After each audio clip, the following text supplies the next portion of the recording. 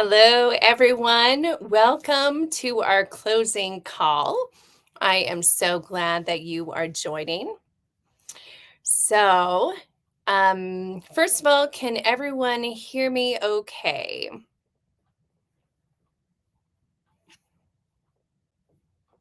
Maybe give a thumbs up if that sounds good. Want to make sure our technical piece is okay. Amy, can you give me a thumbs up if everything's sounding okay? Perfect. All right. All right. Welcome, everybody. Great. So, guys, today I just want to take this time and wrap up this kind of epic week that we have had together. And I know that we have spent a lot of time together um, and over the course of all the presentations. And I want to say thank you.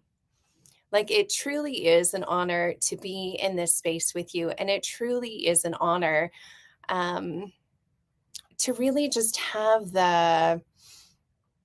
for you to trust enough to open your hearts and your minds, because we all know that there is a lot of I don't want any static. Sorry for getting static on that noise. um, there's a lot of us that have gone through this and have been hurt by therapists or well-meaning people. And so to open yourself up to people to speak into this aspect of your life is really vulnerable. And I don't take that lightly. I consider it a definite honor that you would take this time. So, welcome to everybody who is on the call live, and to also those who are listening to the replay. So, first of all, I want to remind you where we started, that the whole foundation of this week and everything you have heard and every talk that we have done, every presentation that we have done, comes back to this idea of you have great worth and value. And that is not determined by what your husband, your ex-husband, your partner has done or not done. You have great worth and value, and you have purpose in life. This is not your fault. This is not your fault. And so I just want you to know that this does not define you, and there is good life ahead for you. And I hope you have caught that message and heard that message throughout this week of presentations. Or if you're going to continue to listen to others as you move forward in the All Access Pass, I want you to know that is just the foundation of everything. And I believe that to the core of my being, is that you have great worth and value. Even if you don't believe that right now, that's okay. I'll hold it for you. So I also want to spend a little bit of time of just celebrating. And so I would encourage you, if you're listening live, and if you would like to, no pressure, but I'd love for you to just put in the chat, like, what is your main takeaway from this week? What are some things maybe really stuck with you? Maybe they really just, boy, you just heard it from a different perspective and you're like, oh my gosh, yes. Or I feel validated in this area. I finally feel heard. I finally feel like someone understands. And so I'm curious. I'd love for you to just drop that in the chat. And this is for mainly people on Facebook can drop this in the chat. But I would just love to hear from you. Like, what is it that you were like, I am approaching things differently. I am understanding things differently now because of this. And also, if you're listening online or on YouTube, let us know. Trusting yourself. I'm going to read a couple of these because I think they're just so encouraging. Trusting myself is a big one. That I have great worth and value. What are some other things? If anyone wants to drop in, what was the takeaway that you took today? How to do boundaries better if your partner has intimacy anorexia. Yeah, that was a really powerful insight in that talk, is how boundaries are different with intimacy anorexia. Absolutely.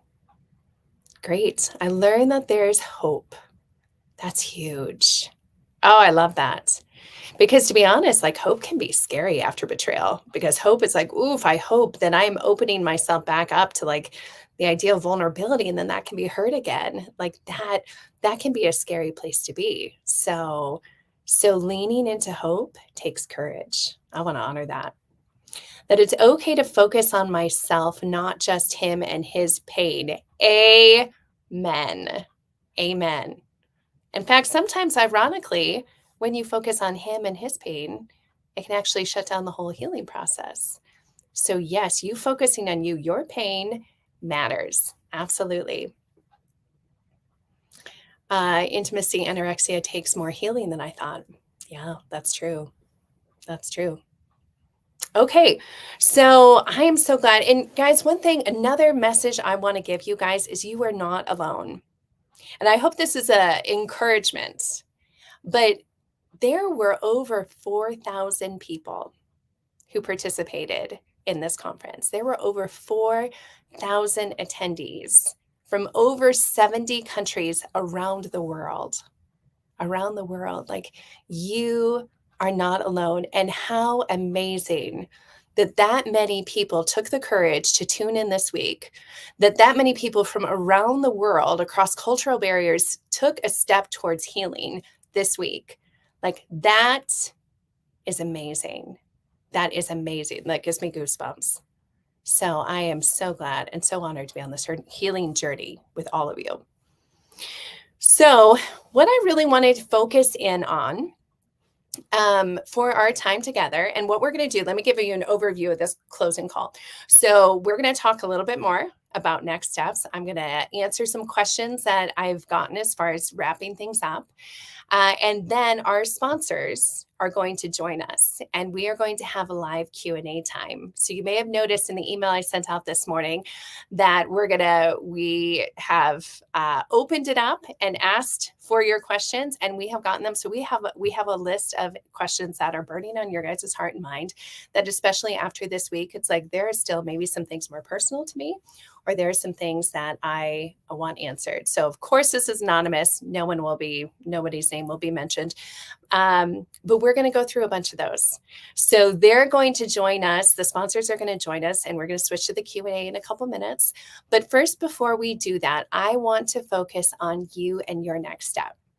So we have just had all of this time, all these presentations, all of these hours together, focusing on various aspects of the healing journey. And that can be healing if your marriage is still intact and he's doing good work, but that may also be that healing for you means it is time to leave, and that you are moving towards divorce. That is also a journey towards healing, and then healing that relationship with yourself as well. So whatever healing looks like for you, I want to take a little bit of time and let you pause after taking this all in and go, okay, let me step out of that stream of life for 1 second and go, what is my next step? And there is no fast, man, I wish there was a fast way through this healing process. There's no fast way through this healing process. It is one step at a time. And I just want to offer a lot of compassion. And I want to offer this idea of you having compassion on yourself during this healing time. Healing is messy. Healing is hard. And that is okay. And it makes sense. If I sat down with each one of you, and I know this because I sit down with clients one-on-one all the time. If I sat down with each one of you, I bet we would talk through your story, and at the end it would be like, of course that's where you're at. Of course that's how you're feeling. Like, of course, like it makes sense. There's compassion there. And now, what is the one next step? Doesn't have to be the next 10 steps. What's your one or two, maybe two next steps? But before we go into that, I want to say that it's going to look different for everyone individually, of course. It's also going to look different of where your relationship is at. If it's ended, if it's still going, if it's somewhere in between, if you don't know. It's also going to be different depending on what phase you're in. And if you listen to the kickoff call, we talked a little bit about my betrayal healing phases. And I want to touch on that again, in case you didn't hear it. But I also want to touch on it in the case of looking at your next steps. Okay, so my betrayal healing phases, there's 4. Okay, the first one, reveal. That is early on when there's a disclosure or a discovery, or Maybe life has gone on and there's another one. Okay. So this process is very linear, or not linear. This process is it circles back around if it needs to. Okay. If you are in that phase, then maybe your next step is just focusing on, what am I getting the truth? Do I need a full disclosure? Do I need to find somebody who can help us walk through a full disclosure? Do I want a polygraph? I need safety. I need a counselor or a therapist. I need community around me. I need to get my feet underneath me and I need to get the truth. Maybe if you're in that phase, that's your next step. Maybe that's all you need to worry about right now. Don't worry about all the other steps, right? Phase 2, rumble.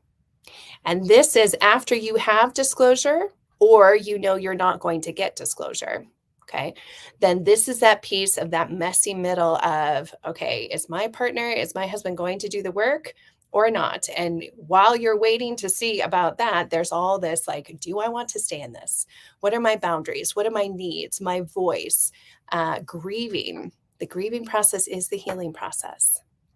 So, looking at that, so maybe if you're in that phase, maybe your next step is, whew, I have to grieve. I have to give myself space to grieve. Or I need to set boundaries and I need to figure that out or get help or watch more podcasts, or I just need to use my words and say what I really think about this and set my boundaries. Okay. Maybe that's it. Okay. Phase 3 of the betrayal healing phases is resolution. And this is not resolution that everything is okay, but this is really resolution of that crisis phase of what is going to happen with my relationship, with my marriage. And in this phase, there's really 3. This is that area where it's like it's shifting to, okay, I know, kind of have an idea which way my marriage is going, whether it's going towards healing, whether it's going towards divorce, or whether it's stalling out in this roommates. And the roommates, again, that roommates phase is he's not quite doing the work, but you really don't want to leave, maybe for finances or kids. And so it's just this roommates, this kind of messy middle ground. Okay. So if you are in that phase, maybe your next step is, I need to file. It is time to file. And he's not going to do it. And I know I need it. So I need to take that step, or I need to talk to an attorney, or I need to figure out financially where I'm going to be at so that I'm not afraid to file if I need to. Maybe if it's redemption, maybe if your marriage is starting to heal and you're at that place where inside you're like, oh, I need to lean back in and this is what I wanted, but it's terrifying because then, like, what if this happens again? And what if, like, I've been protecting myself for so long and now I need to be vulnerable again? So maybe it's just taking one little step and going, okay, I think he's safe enough. So I'm not going to like give the floodgates and give my whole heart and soul back, but maybe I'm going to risk just a little bit and see what happens. And then see if, like, okay, that was safe. So maybe I can risk again, one more step. Or he did not handle that well, taking steps back, right? Maybe if you're in that roommate phase, that might start with, gosh, I feel trapped. I feel trapped because I don't feel like I can support myself if I get divorced. And so I feel trapped. So maybe your next step is to go, what would it look like for me? What would I need to do to be able to support myself and be financially stable? Like, do I need to go back to school?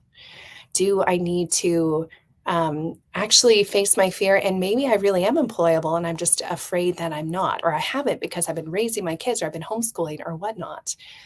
And so starting to look at your possibilities. Okay, finally, phase 4 of the betrayal healing phases, fourth one. So this one is rebuild or reclaim. And this is where all women kind of come back together. And there's this organic shift that happens inside of women. I see it all this time where they're like, I need to focus on me. I need to focus on my healing. So whether your marriage made it and it's thriving, whether it's stagnating, or whether you're divorced or going through the process, all women kind of come back together of this, like, I need to heal me. Like, I have lost me, or I've lost aspects of me. And so I want to now focus on the future. And I want to maybe even hope and believe that there's good life ahead, that there's good things ahead for me. So that's phase 4. And if you're phase 4, then maybe it's time to start taking steps. Start believing in yourself and taking steps. What do you want? What do you need to rebuild? Pick one thing. Perhaps maybe it's like financially, I have crashed. Okay, focus on that. Put all your energy or, energy you have into that. And then once that's in place, then maybe you go, okay, now I have a little bit more time and space. Now what do I want to do next? Like I feel like, oh man, I gained all this weight during betrayal because it was just so stressful, and or I lost weight, or now my health is declining. I need to take care of my body. I want to feel healthy and whole. I want to feel strong again. Great. Then focus on that. Sometimes it's one at a time. Okay. So I want to give some practical thoughts. And then what we're going to do is after I give a little practical things, then I'm going to give you a couple minutes, not now, but in a couple minutes, where I want you to actually put pen and paper or write it out on your phone or whatever of your next steps. But as you think through that, a couple things, practical steps, counseling, coaching. Okay, let me tell you really quick the difference, just the really quick version. Counselors are state bound. Okay, so in the state, you have to be in the state that they're in. Coaches can cross state lines. They can cross international lines. That opens up a whole world. So if you are out in rural, wherever, in the middle of nowhere, you are not alone. There are coaches around the country who can help you. Virtual versus in person. Guys, when life blew up for us, our counseling was almost 100% virtual. It works great. Okay. It doesn't have to be in person. It's always nice to be in person. It doesn't have to be. Healing can be done virtually. Okay. So the other thing about counseling and coaching, there are differences. A coach cannot diagnose or treat mental health conditions. There are some things like EMDR that they cannot do, that is specific to the training and the licensing for counseling. So that's a couple other things. But to help you through this process, there's good help available. Okay. As far as books, podcasts, intensives, we've been asked about those. So I want to point you to, there's a couple different, ABSATs, great. The ABSATs focuses on partners. CSATs focus on certified sex addiction therapists, focus on more of the sex addiction, the couple piece, maybe not the couple piece. I'm not a CSAT. So if I'm speaking out of turn, somebody can put something in the chat. But so those are some organizations you can go to. But as far as like recommendations, guys, you have a whole list of speakers. You have almost 30 speakers from the last week, and they are phenomenal. They are all, I think every single one of them are either counselors, coaches, or both. There's a lot of us, like myself and my husband, a lot of other ones that are both. So you have the contact list for some of the most amazing, compassionate helpers in this industry, truly. So you can go to betrayalhealingconference.com/meet-the-speakers. If you haven't been to that page, hopefully you have. But that lists all of the speakers and their bios, and now you've listened to them. And it also gives their contact information or their website. So that's one place. That would be a great place to start. I would highly recommend that. And I have to be honest, I am very protective of wives, because there's a lot of really wonderful people, well-meaning people out there who don't understand and who hurt wives. And so I'm very protective of wives. So that would be a great list to start off with. Also, on all of the speakers, there were the freebies, but also a lot of them had books. A lot of them had podcasts. And so I'd recommend that too. We're going to do a final email that's going to give the full list of all the speakers with all their contact information. And I think what we'll do is we'll add links to their books as well. So that would be a great place. Also, I don't think we have it listed on there, but there's a lot of great podcasts that are represented in this group. I'm not going to remember all of them, but Jeff Stewart has a great podcast. Dr. Jake Porter has a podcast. Dr. Rob Weiss has a podcast. Roxanne Kennedy has a podcast. And forgive me if I have forgotten others. So, but those are just a couple, like looking through those speakers, getting familiar with what they offer. A lot of them offer intensives and retreats. So those are options as well. So that is a great place to dig in and find help. Okay. Also, I want to offer one other resource for myself for those who are in phase 4. Okay. I am launching a retreat to Paris this September, and it is specifically for women who have been betrayed and who are in that phase 4 and who are ready to rebuild life. And so we are going to go over to Paris for a week.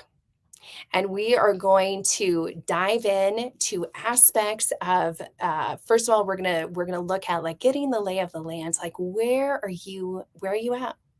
Where are you at after all this? What pieces do you want to pick up? And then each day we are going to have a theme about reclaiming life. And so we're going to have group coaching. I'm going to lead some group coaching in the mornings. And then we have activities throughout Paris that are tied in with those themes. And it is going to be a group of 6 to 10 women.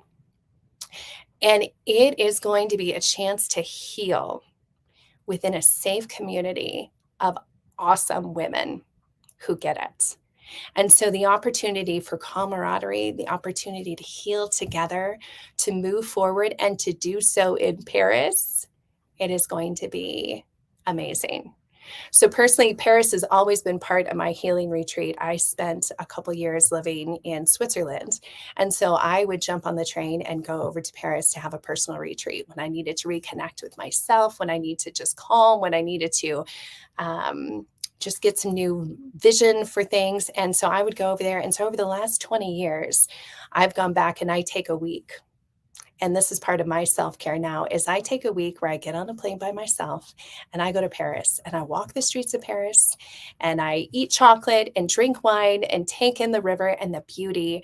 And let me tell you, it has done so much for me to rediscover life and adventure and beauty again. And so I want to share that with you. So if you are interested in learning more about the Paris retreat, particularly if you're in phase 4, then you can go to the betrayalhealingconference.com/Paris-retreat. And I'm going to have my assistant Amy stick that in the chat as well. And we'll let you know about this. And there will be an application there that you can focus on and do that.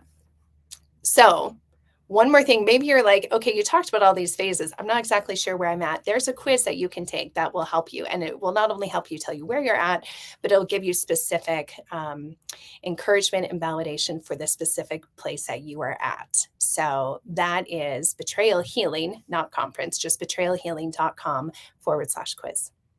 Okay, so before we move into the Q&A, first of all, I want to take 2 minutes and we are going to be silent. Okay, I'm going to be quiet over here.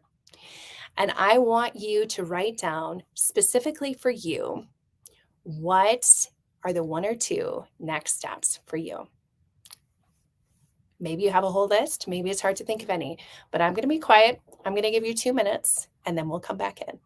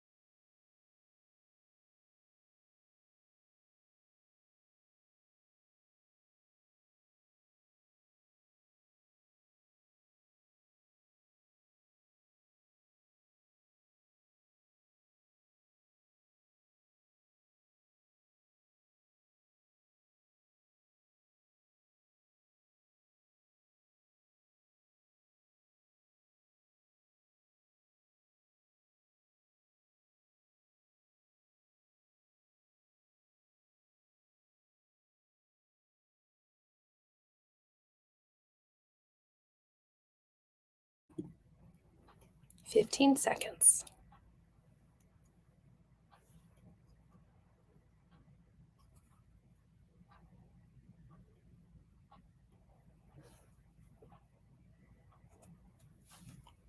All right. All right. So if anyone would like to share what their next steps are, one or two, love for you to stick it in the chat. Love for you to share it. While you're doing that, though, I'm going to cover just a few other closing frequently asked questions. And then pretty soon we are going to go to the Q&A time. All right. So will the live calls be available? Yes, they will be. So you can watch them in the Facebook group if you are in there. If not, they are available on the website. And Amy, if you can stick the link in there, I believe it's the betrayalhealingconference.com/live/stream. We're going to let Amy stick that in the chat, and then I will double check, and then I will say that again. But that will be available. For those who have the All Access Pass, we're going to have those in the All Access Pass as well. So you can come back to those. Okay. How long is the All Access Pass available? That's a question we've gotten a lot lately. So it is available for purchase through this weekend. Okay. And then probably through Monday. I think Monday evening, about midnight, Monday evening, we will close it. So if you want the All Access Pass, now's a great time to jump on it so that you have all that for a year. The Facebook group. So this is a pop-up Facebook group. And man, I love the Facebook group so much. Man, there's been some great discussions and observations in there. It's been so good. But this is specific for the conference. So that will also it won't be deleted, but it will be, I think it's called inactive. So you can still go back in there and read through things. And you can probably go back and see these calls on there. But that will be kind of wrapped up on Monday as well. Let's see here. Last one, when is the next Betrayal Healing Conference? So guys, this is an annual event, so we will be back. And so it will be next year. It will be next probably January, February, March, somewhere in there. So feel free to, just earmark that. And then you'll get emails from me as well. And then between now and then, eventually what will happen is we will switch the website over to a wait list. And so if you want to get on there so you get the update of when it's going to be, then you'll get that. Great. Okay. So betrayalhealingconference.com/live/sessions. Great. Okay. Just a couple, I'm just going to cover a couple of the comments of next steps. Leaning into people who have stayed and supported me. Great. Yeah, not a journey you want to do alone. I know you've heard that before, but it's so good. I love it. Okay. Someone else saying, this week took me from rumble to resolution. That's huge. That's huge. Awesome. Okay.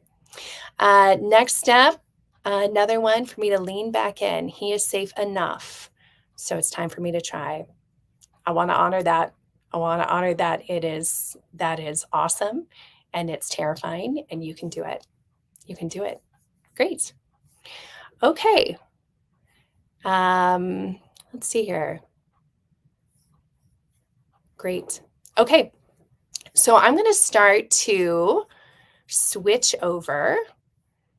I am going to add in a couple of our sponsors.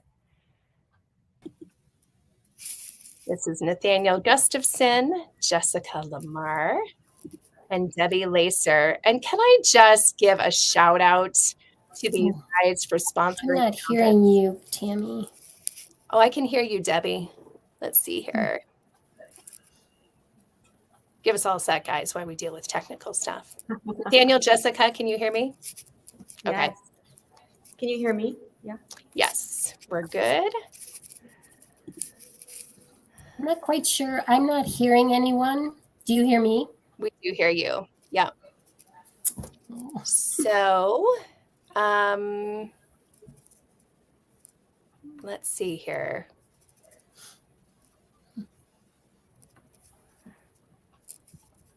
Debbie, I'm going to take you out and then come back in. We'll see if it resets things.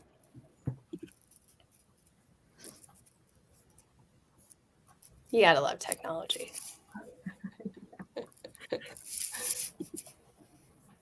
All right, Debbie, can you hear us? I'm not sure what I should do. I'm on Zoom all the time and I've never had this trouble. Let's see here. So Amy, what I am going to do is Debbie and Amy, I'm going to connect you guys and see if you guys can troubleshoot this a little bit. Okay. And then Debbie will bring you back in.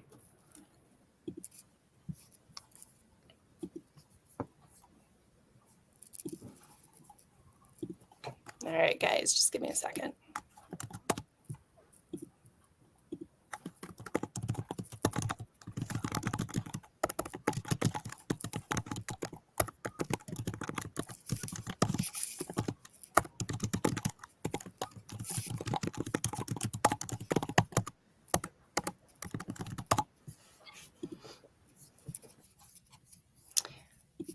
Okay.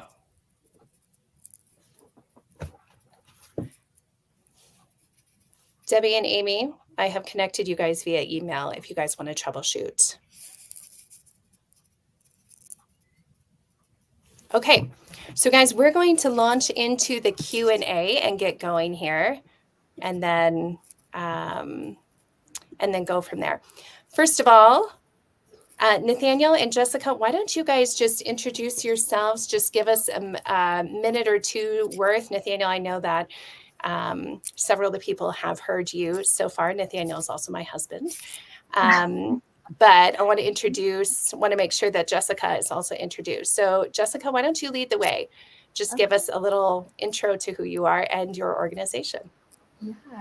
My name is Jessica Lamar. I am a licensed therapist here in the state of Washington and one of the co-founders of the Betrayal Trauma Recovery Center. And a lot of my passion and work is around doing a lot of trauma work, using specifically emotional transformation therapy. And then also, and I know Tammy, I've talked to you quite a bit about this, just really working on grief work, disenfranchised grief and ambiguous loss, and incorporating that a lot with betrayal and betrayal trauma. So that is, in short, some of what I get to do, what I like to do professionally. Awesome.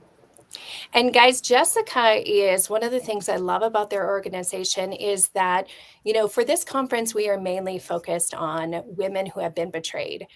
We fully understand that there are so many men who have been betrayed, and that there are so few resources for men who have been betrayed. And I want to honor that. And there have been several men who have reached out to me about that. And I'm like, man, I totally understand. And Jessica and her group, they have intensive both for women who have been betrayed, but also men who have been betrayed. And so they have resources. So they are somebody to reach out to if you are a man listening and you're like, this is my story and somebody's got to talk about this. Yes, thank you. Thank you for bringing that up because yes, that is something that we are really proud of, to create a space for men who are working through betrayal and just feeling so isolated and alone. So thank you for that. Absolutely. All right, Nathaniel. My name is Nathaniel Gustafson. I am your husband. And I have a practice entitled Tenderhearted Man. Often I get asked the question, how do you come up with that name? It's born out of my own story. I was enculturated, raised that men were to be stoic, isolated, unemotional, and that reaped consequences in my life that eventually hurt our marriage profoundly. And as I began to do my work, I recognized, wow, connecting with emotions is everything in this process. And so now I'm unapologetically a guy who has a tender heart and doesn't need to minimize that, doesn't need to make fun of it, doesn't need to make it into a sitcom joke. This is something that is true to who I've always been, but I hid from it for a while. And so I find it very, very powerful as guys connect with that word, tenderhearted. And then it gives them hope that indeed they can do that. And through that, they connect with themselves and also connect with their spouse through the healing process.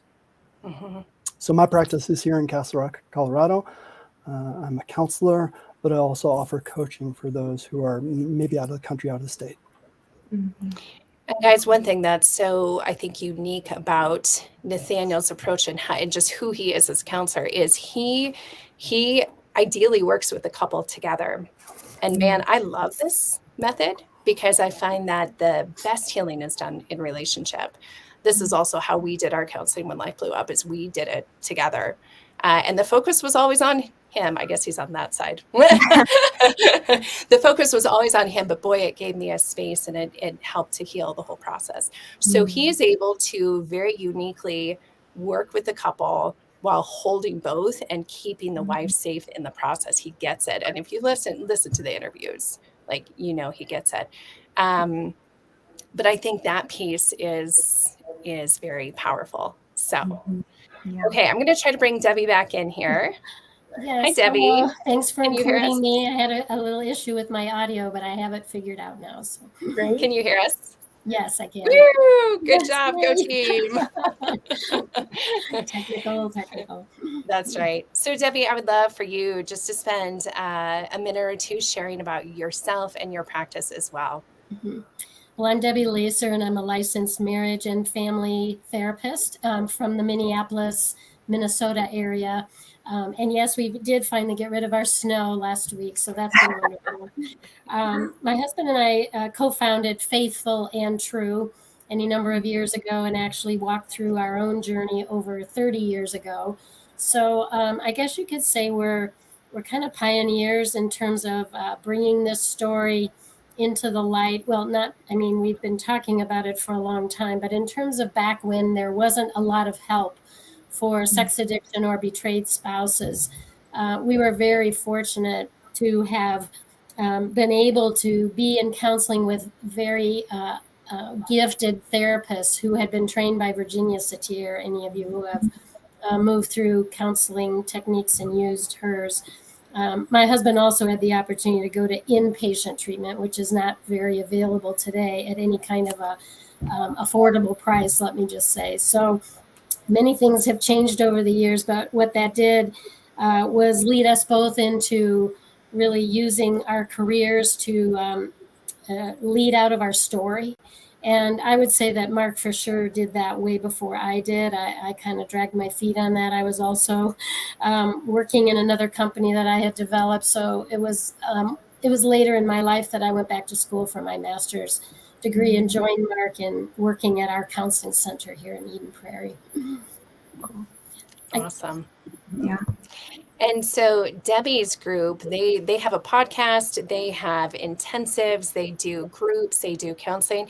And so guys, I interviewed Debbie. I also interviewed Greg Miller the very first day on the kind of what is sexual addiction 101. Powerful. Just the whole crew that Debbie has, they are just so good. And then also Chris and Elizabeth Hardesty are also a part of her group. So really solid group of people. And Debbie, I've had the opportunity to get to know you professionally and some personally, and just really, really respect and appreciate all the work that you're doing in this field. Thank you. So thank you guys for sponsoring the conference. Yes, glad to do that.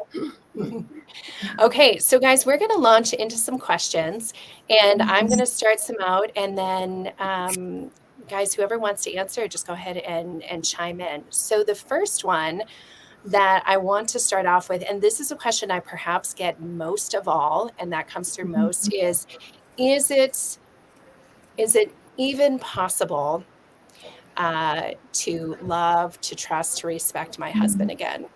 Is it even possible? Well, I'm glad to jump in on that one because you know me well enough, Tammy, to know that I've worked a lot in what would be called post-traumatic growth, believing that, and because I'm coming from a faith-based counseling center, I'm sorry if that is offensive to some of you who may not, but I do believe that God intends to use our pain, to use it to build us up in new ways, character-wise. And I also know through a lot of my own research in my master's program that post-traumatic growth would remind us that out of really hard things or traumatic experiences, we can be stronger individuals and have richer relationships, have changed priorities, a greater spiritual journey. And those are really wonderful things to think about, that even though we go through really difficult things in our life, including betrayal and also many other things, that there's been a lot of research. And of course, those of us who are faith-based would know that we're preached at about that all the time scripturally. God doesn't waste our pain. And I think that's one of the things I bring to my practice, as do so many others working with me, is that I clearly saw that journey in my life. And did it take a lot of work? Yes, it did. It doesn't mean we get to sit by and just wait for time to pass. And I also know that if we're really working not only at watching what our spouse has done, but working eventually at who am I when I'm going through really difficult things, we'll also know that God has a plan to change a few things too in how we do life, which has nothing to do with blaming ourselves for someone else's behaviors. So yes, yes, and yes to that question. I believe yes to all of it. It's very possible. Mm-hmm. Yeah. Mm-hmm. Yeah, I will just also chime into that because my husband is right here next to me as well. Yes, it is. It is possible. It is possible. Like I'm not angry at Nathaniel anymore. Like I love him, I trust him, I respect him. Is trust different? Trust will always be different. You know, it's not the blind trust that we had when we all go into marriage. But absolutely. But I would say a lot of that too is it's your own work on yourself, but it's your husband's work. If he does the work, if he's still acting out or whatnot, then he doesn't deserve your trust, right? And he doesn't deserve your respect if he is not doing things that, if he is abusing you or if he is not being respectful. But if he is becoming a person who is worthy of those things and you're doing your work, it is possible. It is possible. Absolutely. Nathaniel, Jessica, do either one of you want to jump in on that? Yeah, I can go ahead. I agree. I agree with both you, Tammy, and Debbie about that it is possible, and that it of course requires each person to do their own individual work. And I think start to identify, what trust looks like moving forward, right? It's going to look different, and what your needs are going to be moving forward. And I think that does require some of that individual work. And then, yes, you come together to figure out, okay, how can we do that? And then sit with some of that ambiguity around trusting you is really scary, and I know what I need to start to trust you again. And I think that's how you can start to feel safe again in that relationship. Mm-hmm. Yeah. Nathaniel, you want to chime in? Or are you good? For any men who might be listening, yes. I know you all have been talking to the gals, but I'm sure there's some men who are listening as well. And you're probably downcast and disheartened, like, will she ever? And maybe because you're dealing with your own shame, you don't know if, you don't even like who you are right now. You don't know if she will ever like you again. Like, yes. It is possible. It is possible to have a deep and rich relationship. Does it shift? Does it change? Yes. Is it better? Yeah. Yeah. So is it possible? Yes. Does it always happen? No. No. Right. Okay, let's move on. We have a lot of questions to talk about. This one, why does it seem like there's so much attention given to and emphasis put on the betrayed partner versus the betrayed once discovery happens? Like this person is saying, like, gosh, when this happened, everybody ran to my husband's aid, and to help him. And here's ministries and here's support and here's resources. But there was nothing for me, is kind of her thought. So does one or two of you want to address that? It's a good question. Debbie, I'd love for you to speak to that.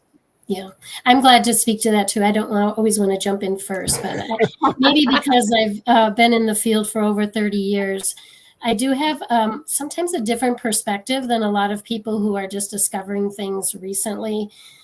What I would say 30 years ago is there was a lot of truth to that statement. I don't think that partners were really being looked at a whole lot, although I had the opportunity of going to Family Week at the treatment center, which was a lovely way to get help myself. And that was unusual. I would say, though, that I don't believe it's a correct perception to say there's not much available today. I think we have many, many trained therapists and pastors who know what's out there. We have many support groups, 12-step groups. And so considering where we've come from in 35 years in terms of helping people with sexual addiction in their relationships, is as different today, night and day difference, as it was 35 years ago.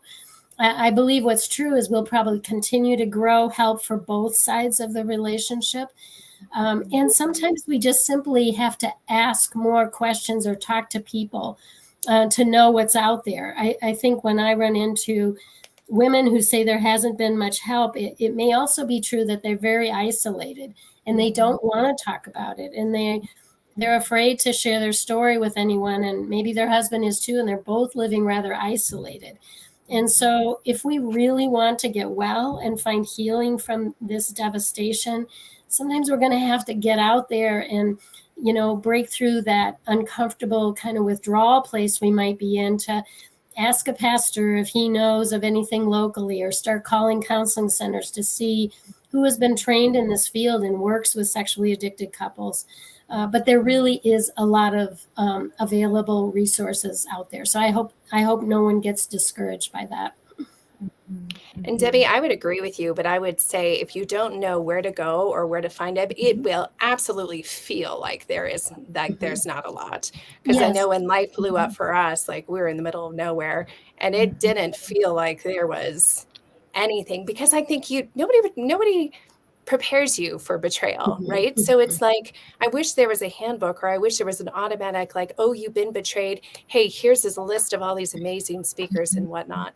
So I also want to validate whoever said this. I want to validate of like, yes, it can absolutely feel like there's not a lot. And there does seem to be a lot of times where the focus is on the betrayed person, of like, gosh, how can we help you? How can we support you? Like, here's some accountability, here's counseling.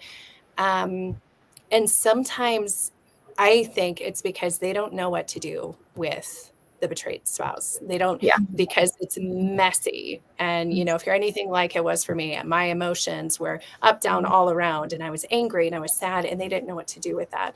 So I just want to honor that if that's been your experience, like, yeah, I get it. I get it. And from the counseling or the couple's perspective too, I would like to validate that there oftentimes is an injustice early on. Totally. That oftentimes the attention does go to him to get him shored up, to get some initial stuff done. And if a couples counselor isn't careful, it kind of stays with him, or they don't, in the counseling terms, it's called balancing the room, recognizing that she matters, he matters, and the couple matters all at the same time.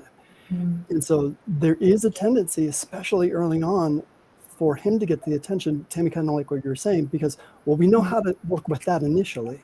And it may not even be appropriate to start working with the relationship yet. Right. Yeah.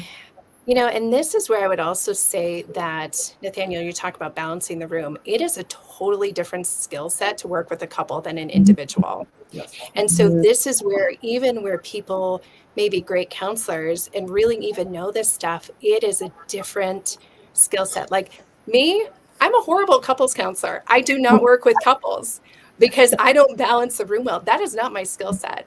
That is totally Nathaniel's skill set. And there's other people like that as well.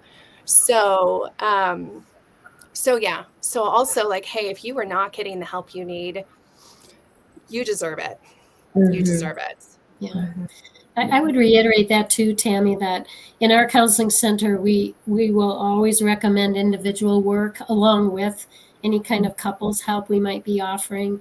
It's nice to hear that there is no one right way. And so even for the two of you, you had a good experience primarily doing couples work. It hasn't been our experience that has necessarily been the truth. And so we may start with an introductory session or so just to create the safety there and figure out some initial needs.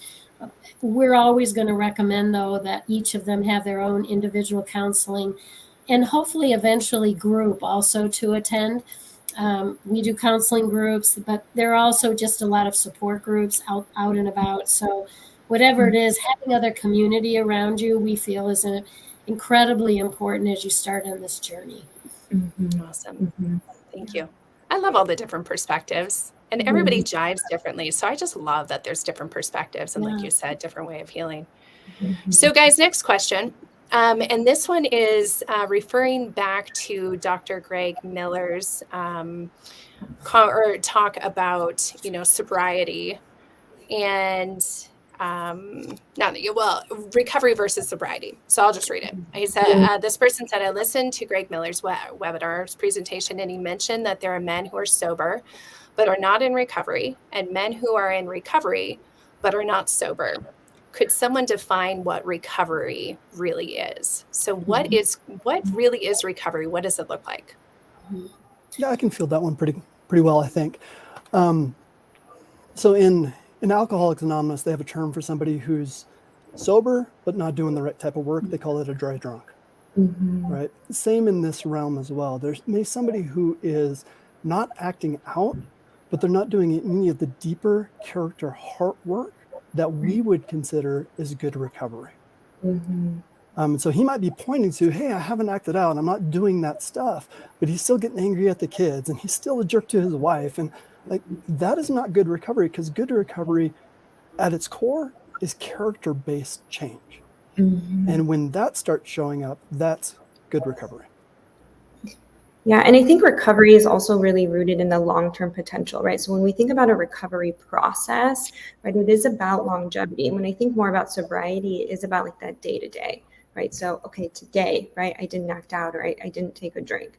And I think that too really highlights the vast difference between those two concepts. Like when you're working a recovery program, there is a long-term plan there, right? And that can really work to create safety for partners, right? Okay, there's a plan, there's a space, as opposed to just, okay, you made it through another day, or she made it through another day. One of the things that might be confusing to this person that asked the question is, how could somebody then be in a recovery program and not be sober? Wouldn't that be part of it? One of the things we find is that because there are so many different elements to getting well, that if someone is actually in a program and they still struggle with sobriety, one of our interests is in trying to help them figure out what's missing from their program. One of the things for sure that we notice often is that there is no community for that person. Maybe they're just working with one counselor, that's their accountability person. They haven't really told their story to anybody else. And in some ways, they're still very isolated. And so healing shame, when you aren't sharing it anywhere else other than with that one person, we find is very difficult for them to find long-term sobriety. Also, we know that mental health issues such as anxiety or depression, OCD, ADD, ADHD, if they're untreated for someone, those can also very much get in the way of someone trying to live out the decisions they would like to live out. And so we always include that as part of our intensive workshops, is taking a look at, whether that is a piece of recovery plan that someone needs to look at. Also, healing old trauma. Many people haven't had enough help to do that. So they might be able to name it, and they haven't really had enough support through therapy to actually heal through that. So that can be another piece of not being sober. And being on a spiritual journey, we find, is also essential to someone who's in that. So, we look for those other things that might be missing so that a person can be in the program and still work on ultimately being sober, because that is something we believe they can be. Absolutely. All right, guys, next question. And I love this question because I just had a conversation with somebody earlier today about this. And it's the idea of, for women, it was like, even if he is doing great work, what if I just can't get over it? What if I don't want to stay with him? And so I'm going to read this because I think this question just says it well. It says, most women would kill to have her husband change, as it sounds like maybe her has, but I can't forgive him. So my question is, I hear a lot of talk about different situations, but never do I hear talk about if he changes, is horribly remorseful, is a prize student in his therapy, but the wife doesn't want him back. I feel like the options are always, he doesn't change and you stay apart. He changes, you get back together. So am I alone in this? And the conversation I had earlier today, and I'm so glad this question was brought up, because there has been, I think, a bias and a pressure for women to stay in the marriage. And Nathaniel and I have had this conversation many times throughout the years as we've been coaches and counselors of, there seems to be a push for women to stay in the marriage or to heal the marriage, to save the marriage, sometimes at the cost of the woman. And I think that needs to be shifted. I am all about marriages healing if they can, if they want to. However, there are times, just because he is doing the work doesn't mean you have to stay. Right. You have that choice. This is your one life to live. You get to choose, and you are not bad and you are not wrong if you decide this is too much for me. I don't want this in my life. And this is just not something, and I want to leave. So that's my 2 cents. Yeah. So, open it I up want- to the rest.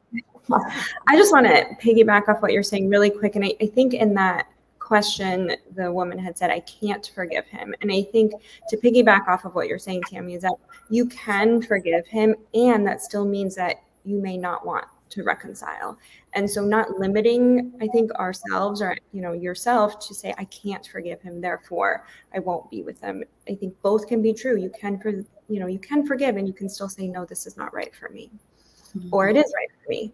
But I think kind of taking yourself out of that limiting belief of the opportunity or option of forgiveness. And Well, forgiveness. I'm in the same camp with both of you. That I think sometimes hurts are just too big to overcome. And it doesn't mean that you can't like the person or even love the person and still choose not to reconcile. And that's certainly where we stand also, is that it is a choice, and no one but that woman can make that choice for herself. And I think learning to like her own choice and maybe do a little bit of therapy around what is it that prevents her from being okay with her own choice. Right. And so, there could be other deeper issues there for her, or other people's belief systems that have been poured into her that keep her rather stuck in having to stay. But I totally agree. This is her life. And at some point, creating her belief system, which really rings true with her soul, is what's going to be really important to lead her to well-being. Yeah. I can chime in there too, just reinforcing what everyone else is saying here. Like, to that gal, like, your husband broke his marriage contract. Right. That contract is now null and void.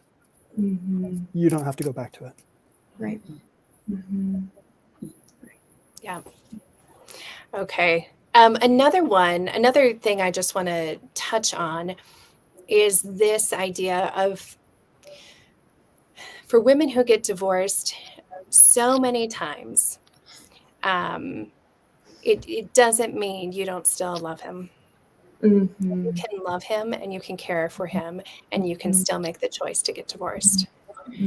And sometimes I think there's even shame there associated with that. And this was talked about a little bit with Michelle Mays in her interview. But this idea of, gosh, there's almost this like, well, he did this, and so this should be clear cut, and it should be an easy thing, and, just move on. And you got married because you loved him. And so I just want to honor all of those women who are facing divorce or getting divorced or are divorced and still love and wish that this had not been the case for them. I just want to honor that. Yeah. And grieve it. Grieve it. Oh my gosh, that's so true. Yeah. Okay. Sorry, I didn't prep the next question. Let's see here. Okay, let's talk about anger.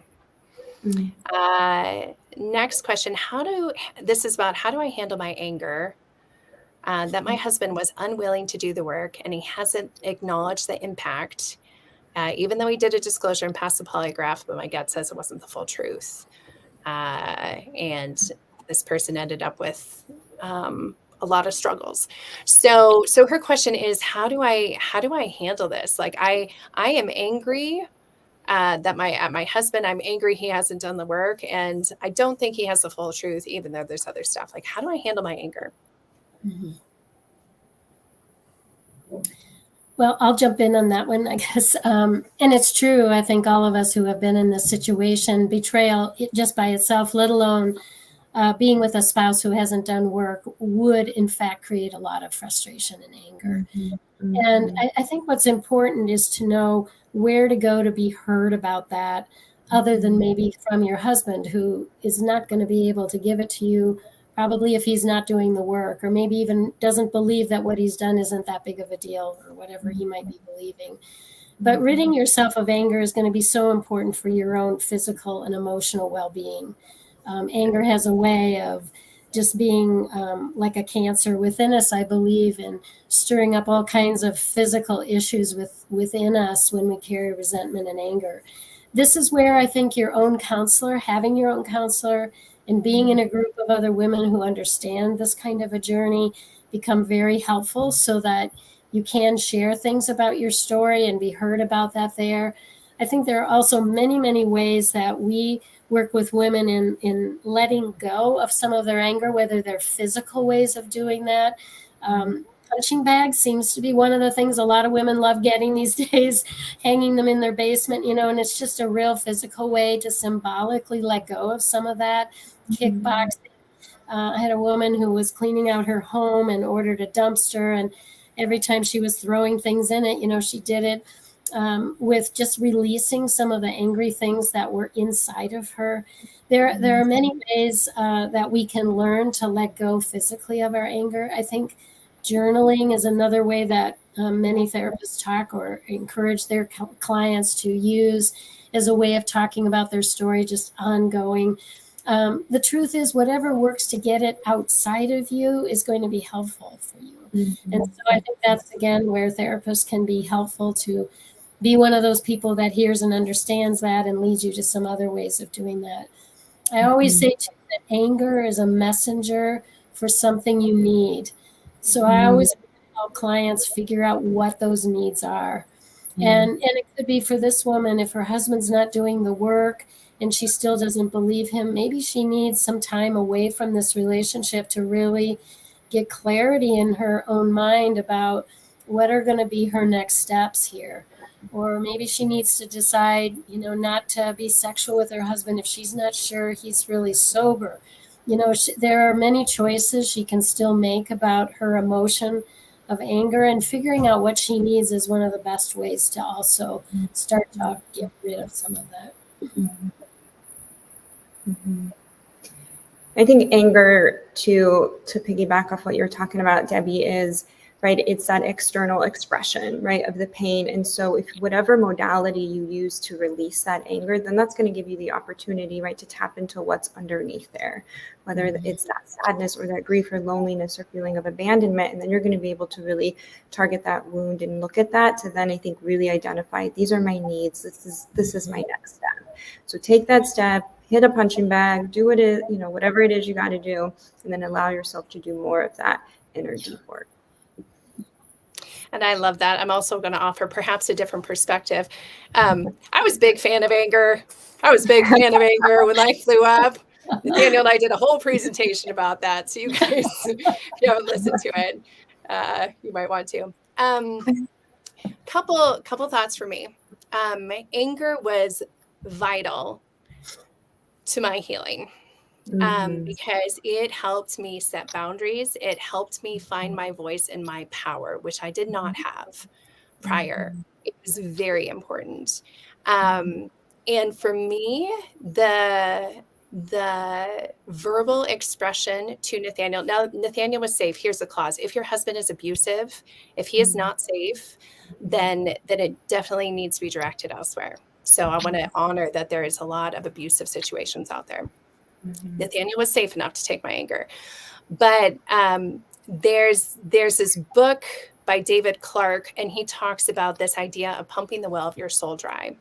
And it's a book I read early on, and I latched onto that and I did it. And it's this idea of everything your husband has done, all the nasty and the vile. When you find out about it, it all, and even perhaps intuitively before that, it all gets dumped into the well of your soul. And you've got to get it out, or it's going to fester. And so pumping the well of your soul dry can look like putting your thoughts and feelings into words. And guys, it doesn't always have to be pretty. It really doesn't. It really doesn't. There's a difference between rage and an anger, but you can express your anger and it cannot be pretty. It wasn't pretty for us for a long time.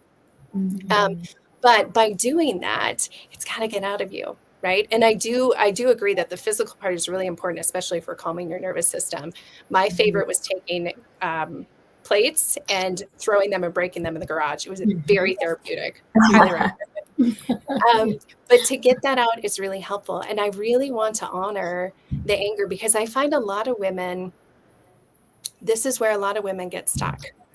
And the women that I work with mainly, it's good. They get stuck in their healing process because they don't connect with their anger. And if you don't connect with your anger and you shove it, it's taking one of those aspects of the grieving process out, and then you pretty much cycle in sadness. And so having that in there, it is really vital. So honoring your anger, in and of itself, for me, I think is a really important piece. Could I add one other thing to that, Tammy? Because I do believe what you're saying is true. To not let our spouse see the depth of anger or hurt or sadness is maybe not allowing him to experience the consequences in the relationship. However, I add to that I see a lot of women starting to say, I don't even like who I'm becoming, by how I talk, or the fact that I'm throwing this at him, or whatever it is.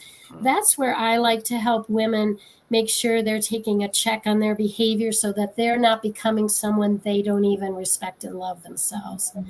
And so I kind of say this at our women's workshops. There's only one poem I've ever remembered from all the days of having that in English. And it was an Emily Dickinson poem that said, "A word is dead when it is said, some say. I say it just begins to live that day." And I think we need to be careful that what we say is usually not forgotten, especially when they're really horrible words or shaming words or whatever. And so we just need to be careful about that, So where's that nice balance? I think we're all talking about that in most everything we do. So it's just my perspective. We want to be careful about unleashing too much, too fast, that doesn't honor who we are as the woman we like to claim we are as well. Can I also speak to the men who are working through betrayal and anger? I think for men, and Nathaniel, please chime in if I'm misrepresenting this, but anger, I think, tends to be much more of a socially acceptable emotion for men. And so for men who are working through their own betrayal trauma, to allow themselves to, again, feel that anger, be in it, and then really work with yourself and your therapist and your safe support system to look at that sadness and grief and that abandonment also. I think it can be so terrifying for a lot of the betrayed men, and to just let go of that anger. It feels that much more vulnerable than that. Yeah, let me augment that a little bit. Because again, the talk Tammy and I did with regard to anger addresses a lot of this type of stuff. But piggybacking on what you said there, Jessica, there's a tremendous injustice in that anger is the one socially acceptable emotion for men to have. It's the one not acceptable emotion for women to have. Right. And so when a gal shows up and starts expressing the emotions, she's having to do all kinds of work just to get to the place where she's allowing herself to express emotion or that anger. And it's really hard for the guy to accept, because he's like, what just happened there? Right. Yeah.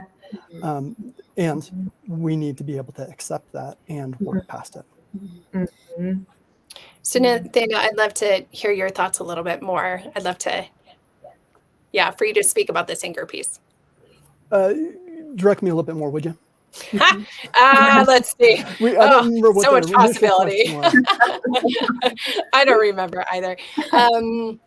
So from your perspective, why is it important for women to feel and express their anger?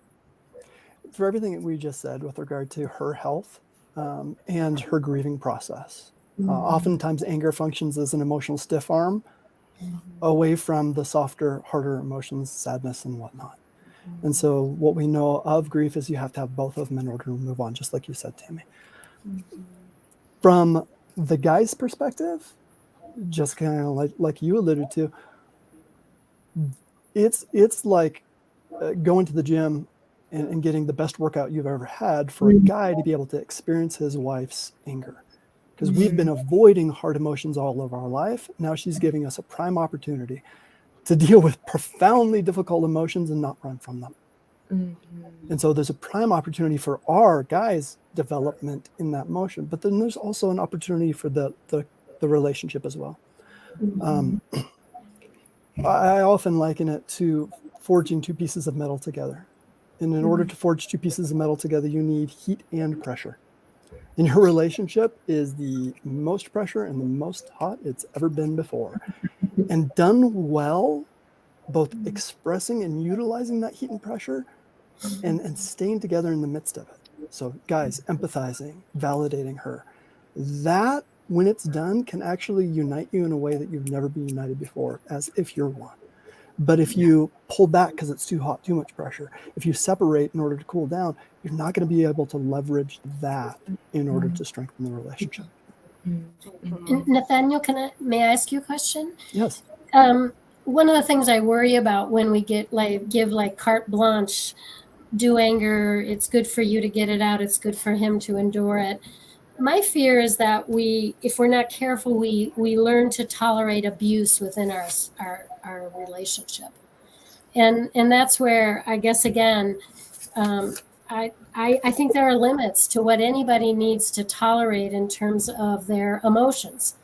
It's not okay when we're angry to shoot somebody. So I'm sure you agree with that. But yet, I'm sure there are a lot of women that, feel like shooting their husbands when they hear about betrayal. So, where are our limits? And I guess what I would like to try to help people know, either one, husband or wife, is that we're constantly working on what is abusive, and to be able to express our emotions and be truthful about that, and yet not give back abuse when abuse is what's hurt you. So do you get to do that because now we're even, or is that still about revenge or letting go? I don't know. There's so much about this topic. I just want to encourage people to really explore it for themselves again, so that they are the person they want to do whenever they're talking, trying to be heard or understood about something, or expressing or not able to express emotions. Yeah, and I think coming back to what Tammy initially said with regard to there's a difference between rage and anger.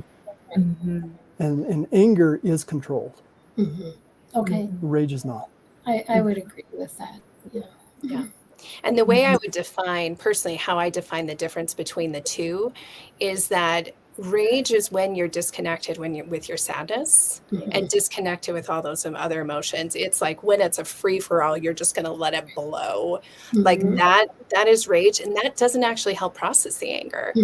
And you're right, that can be incredibly abusive and really scary. It can be really scary. But with the anger, it's still like, if you're still connected to those emotions, those sadder emotions, and those, then usually what happens is that it keeps it in check and it allows it to process through. But also, just to be really clear, like I'm with you, Debbie. Like we don't want a free for all rage. And also, what I tell people is there's got to be some boundaries. There's got to be some boundaries around this. Not around kids.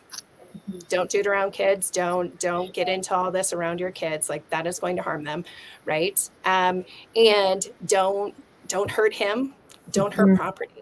Like, and so there's got to be, you're right, there's got to be some boundaries. It's not a free for all, because otherwise it's just going to compound issues. It's going to create more issues. So, yeah. And we go into all of this with regard very to helpful. Yeah. Yeah. No, that's yeah. Thank you. This is why we all need different perspectives. Yeah. Okay. Next question.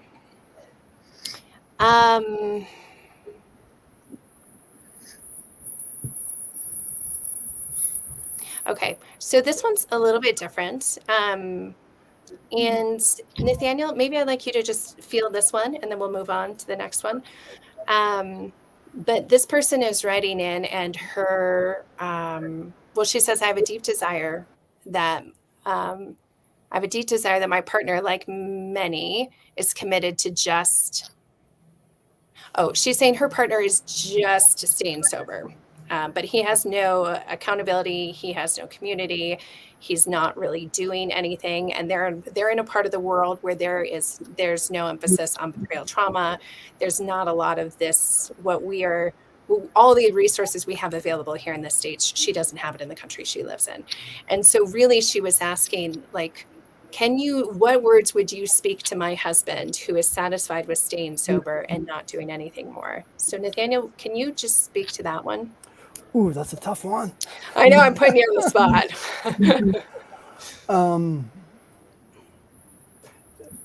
To that gal, I would say something along the lines of like, you can't make your husband do anything. Mm-hmm. And so now we're grieving. Mm-hmm. But just because you make him do anything, you can't advocate for yourself. And you can't express, your own heart longing and your own heart's despair when he's just behaviorally showing up and not showing any compassion, not doing any greater work than that. Mm-hmm. And so you can let that be known and draw boundaries around that to say, this is what I need from you. I need emotional attunement. I need validation. I need more than just you're not. That's okay. Yeah. And if you had speaking, Nathaniel, if you spoke directly to that man, for somebody who maybe doesn't see the benefit of all of the deeper work, like what encouragement would you give to that man or to any man who is just not quite, maybe doesn't see yet the value of that deeper work beyond just sobriety? And again, that's a tough one because I don't know the guy sitting in front of me. Like Totally. I would adjust it to the audience. Some guys I would kick their butt. Like, dude, come on, let's go do this. And other guys, I would really empathize with them with the compassion to go, I know this is so scary for you. Mm-hmm. But for many, I would reference my own experience. Mm-hmm. I thought we had a good life. I thought we had a good marriage. And I was wrong. And so my own experience is life this side of us doing our work and blowing up is so much richer. I mean, it is Dorothy moving from black and white into color. And I want all my clients to experience an intimate, connected, emotionally close, safe relationship. And so I would really appeal to this beautiful picture of what relationships can grow to. And I would want him to buy into that. Mm-hmm. Awesome. Okay, guys, next question. Thank you, Nathaniel. So this person said, the question that keeps me up at night is, how do I move forward and work on me when I have 2 young kids and my husband isn't following through with his work and I feel betrayed daily? Jessica or Debbie, do you want to? You want to start, Jessica? Sure.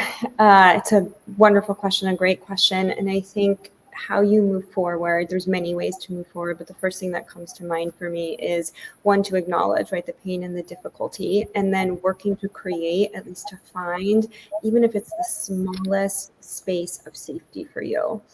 If there is a moment in the day, in the week, in your home, anywhere that you can go to start to attend to yourself, to start to allow yourself to tap into that anger or that sadness or whatever it is, but really slowly starting to, I don't want to say detach, but that's the word that's coming to mind for me, but slowly start to distance yourself from maybe his behavior and his acting out and start to create your own space in a very small way, and then slowly start to integrate in maybe some other communities, start to talk to some of your other safe support systems and strengthen those connections, work to create some more relational safety outside of your home.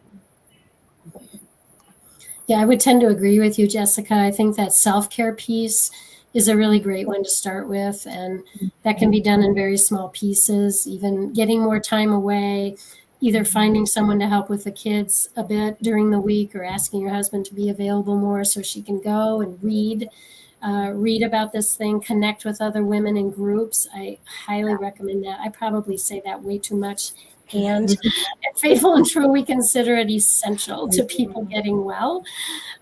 So starting with her, and figuring out what is going to create well-being for her. And it may be that eventually it's not going to be to stay in that relationship. And I think as she gets more support and figures out some of her fears that keep her in it, if she really doesn't want to be, is a place I like to start with women. Some are afraid to be alone. Some don't believe they can take care of themselves. Some of them believe they are, spiritually bound to their marriage and can't leave. So it's really important to look at those aspects. And sometimes that's where her life may lead her for a bit. It might be finding a job from home, a little bit part-time job to start earning a little bit of her own money, or so there are many things she can do just by herself that don't involve him at all. And eventually I think they lead her to a next step and a next one and a next one, which will take her to where she needs to be based on his decisions about how serious he'll take his recovery. Yeah, I think those small steps are so important because it's so dramatic and there's so much dysregulation. And so the more that we can work with a partner to take those small steps, and they're slowly starting to teach their brain and themselves, right, that, okay, this is what it feels like to feel a little bit regulated. Okay, I can take one step. Just really, I think starting slow is probably the most helpful in those stages. Just a week or so ago, I was working with a woman who had, I think, 4 young children and homeschooled. Her husband was never home, same thing. And we decided, she decided really that her next step might be, or she was missing not having any time at all to herself. And I encouraged her to think about how to create 2 hours a week to start. To either find a sitter, or her husband evidently was flexible with his job. And by the time I talked with her the next time, she was almost giddy. And I said, well, gosh, give me an update. What's happened since we talked last? Well, I got out, she said, and I had coffee with a friend. It was the most wonderful thing in the world. I mean, you thought her whole life had turned around, I mean, I think sometimes these small steps, you just don't even realize what they do for you because you've neglected yourself for so long from some of these things. Yeah. Let me comment too at that gal's question in particular with regard to, I got 2 young kids at home. How do I do this? It's so complicated for you. And I really honor what I heard in that of, you have such a tremendous mommy heart for your kids. That you're willing to endure a really, really hard situation in order to love on your kids and give them what you believe is best. That's so honorable. Yeah, absolutely. So just a couple other thoughts with that. This kind of piggybacks a little bit on a conversation that a thread in the Facebook group the other day about, if I'm in phase 3 roommates, if I'm staying in the marriage, but he's not really doing his work, the way that those are the women I worry about the most. Okay, just to be honest, because it is so hard. It is so hard. I want to honor that. And what can happen is that it can, unless you push back, it can start to, I just see her lights kind of dim. Yeah. And go out. And it's like her soul dies. Okay.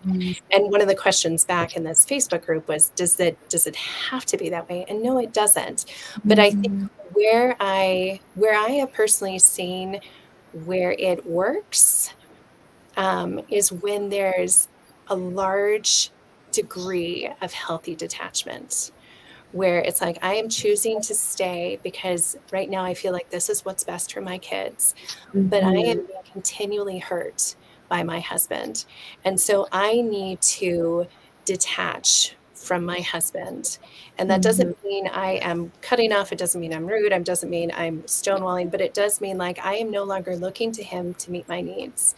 I am now shifting, and I am now focusing on, how do I meet those needs for myself? How do I meet them within a safe community of women? And how can I, where we do truly become roommates, where it's, I start to do my life and make decisions for me about what is safe Mhm. and what I need to do. And so it may look very different and life may not look cohesive. But it's a way that I have seen that women are able to keep their spark and to keep their light in the midst of staying in a place where it is still, they're still getting hurt. Mhm. So I want to honor that. Can I add one more thing to what you're saying, Tammy? Is that I agree with you, and I think that process and that ability to notice, okay, it's time for me to detach. I can detach, is to, I just think, remember the trauma, the impact of the trauma. That even though you've made this choice, you've made this active intentional choice, you're still going to notice triggers, right? And so you're still going to be kind of maybe pulled back in or want to re-engage in the way that you used to. And so to honor that process for yourself to that, so empowering that you made that choice, and it's going to be a continued kind of active effort, and that's okay, because you are shifting so much of your way of being and how you interacted in that relationship. And so just to empower partners to remember that part of the process, I think they'll get frustrated sometimes, like, I made the choice, I'm here, I'm doing it, but I still maybe I want to go lay with him or do this or do that. And it's like, well, of course you do, right? Because it's that attachment. And so just really reminding people about just that the trauma that goes on, even though you've made that empowered choice. Absolutely. The other thing I want to circle back to is, Debbie, something you were saying about your client who got out. She went out and she was with friends, and just taking that, maybe going a little bit different direction. But this idea of, we lose so much of ourselves in this process because that bomb goes off and it's like everything shatters, right? And so there's so much of like, gosh, I used to enjoy this and now I don't have any energy. Like, just surviving is taking so much energy, or just trying to work through this, or listening to all these podcasts. Like, it becomes, life can get really dark and heavy around all this. And so Debbie, I loved your recommendation to go out and go take time for yourself or do something fun. And for me, like, fun, I lost fun. I lost fun. And that was such a important part of me. Adventure, fun is such an important part of me. And so I remember the day that I rediscovered fun. And Nathaniel actually took me for my birthday to iFly indoor skydiving. And That's wild. right, it was great. It was a great birthday present. And I got in that wind, I got in that tunnel, and I felt that, and it was like my whole body came alive. And I was like, oh my gosh, like, I remember this is what it's like to have fun. Like, this is what it feels like. And it was life-changing. I've been flying ever since. So literally life-changing. But I just want to, like, if you're in that dark and heavy phase, like, going out and rediscovering, it is so important. It's not selfish. It's not selfish. It is not insert whatever you want to say. It is vital. And oh my gosh, to rediscover those parts of you, reconnect with those parts of you, that is actually a core part of your healing throughout this whole process. And as you get going, and whether you're in the beginning phases, and I know you just do what you can do, you have tremendous self-compassion, like, you can only do what you can do, but your reconnection with yourself is a key component to your long-term healing. So start it as soon as you can. And if you don't know what sounds like fun, try indoor skydiving. I'm just saying. Okay, let's move on. Next question. All right, this one's a little bit different, but so important. I recently caught my son looking at porn. Okay, how do I address this? How do I not shame him, but I'm so afraid he will become a porn addict like his dad? And what can I do to try and prevent that? How do you respond to your son in this circumstance? That's tough. I'm so sorry. And that's the reality that we as parents are dealing with more and more now. Hopefully we're dealing with it and not just shoving it under the rug.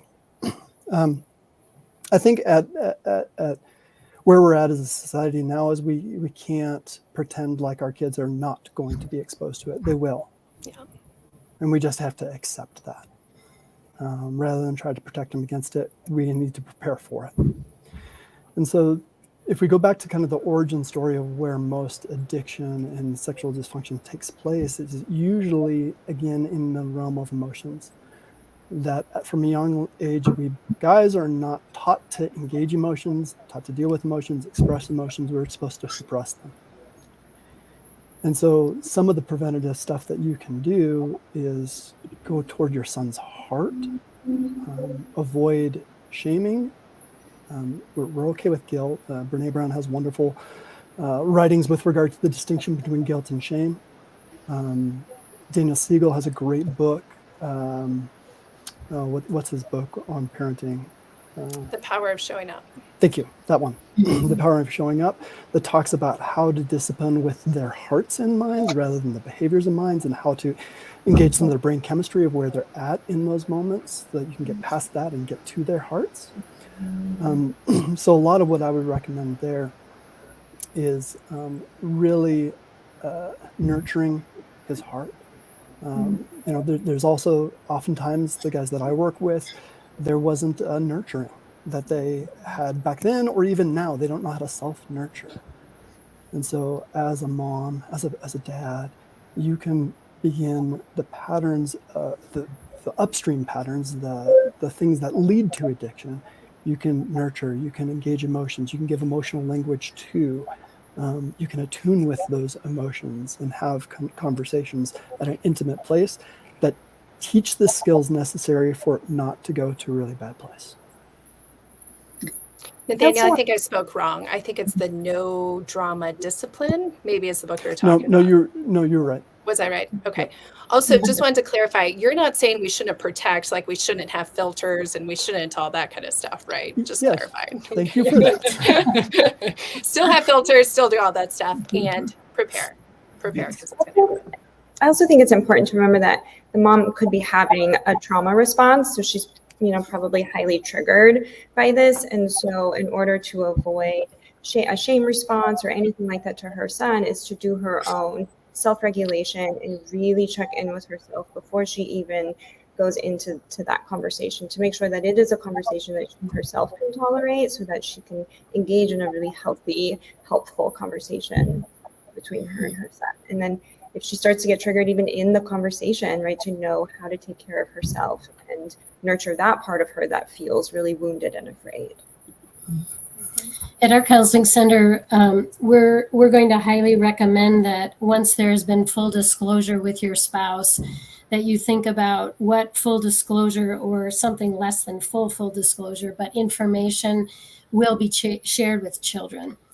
A lot of times people avoid talking about those issues in a marriage because they feel like they want to protect their children from it, or they feel like it would be too much, or they have too much on their plate. There are many reasons why people I hear talk about not letting their children know what the couple has worked through in terms of their own addiction. But what we find is that moms and dads, for instance, who will come together with their children and talk in age-appropriate ways about the addiction, maybe not using that word, of course, but just struggle with pornography or whatever else that is that you want them to know about, helps validate their reality, first of all, because at some point they have witnessed things not being right in the home. And we don't want to hold back truth from our own kids, because in a way that's what's created chaos in our own relationship, is when we haven't been truthful. So teaching kids what it's like to be truthful, even when it's about hard things, is one of the great benefits of sharing with them. And even more so, it's when an issue like this comes up. If a mom and a dad have talked to a son and a daughter, I mean, both of them are going to be running into pornography probably at some point, ages from as early as 5, they say these days. So if they know that you've had the struggle, they're going to be perhaps more likely to talk with you about what's going on in their life. And that would be, I think, the hope of most of us parents, that our children feel safe enough with us that they're not embarrassed about talking about some of these kinds of topics.